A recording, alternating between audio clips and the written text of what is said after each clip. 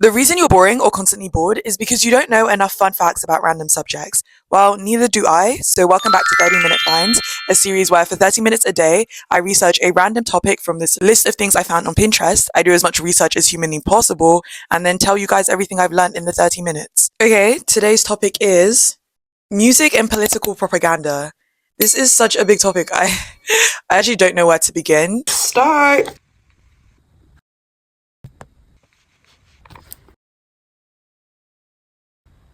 30 minutes later, this is everything that I came up with. So interesting. Oh my God.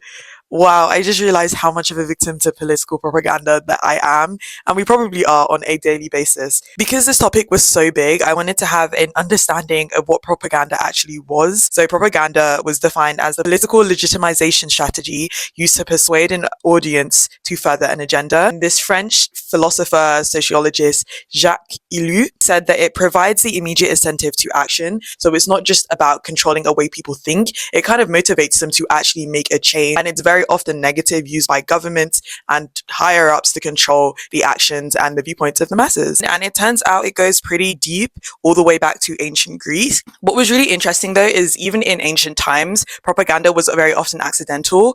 Artists would write a song or a poem about something that they just briefly thought about, but if the people really responded to it and felt very aligned with what the music was saying, it would become the face of a movement. Propaganda was also used a lot in the medieval times, especially like in France, to convince people to go fight for the Crusades, or the value of going to fight for a crusade for 10 years or however long they were. I listened to one called Le Royaume Oublié. I think that's how it's pronounced. And it was actually kind of good. If I was 21 years old and someone told me to listen to the song and go fight in a crusade, probably would. Where this topic got really interesting was understanding how musical propaganda has been used in World War II and since then, on both sides of the war actually. So the Nazis were really big on music. They blacklisted Jewish composers, they banned specific styles of music. Hitler himself wasn't a huge fan of opera.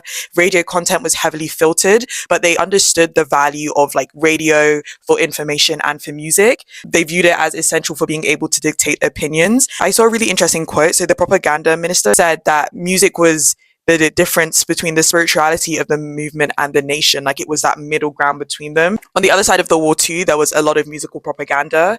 For example, in the US, there were lots of songs about motivating young men to go fight in the army, bringing a real sense of patriotism to the country. Everyone should get together and fight. In communist China, there were like special camps and schools to teach musicians how to make music. Banning music, I guess, is a form of propaganda, or it's used a lot in political warfare. If you think about Afghanistan or North Korea, where they censor a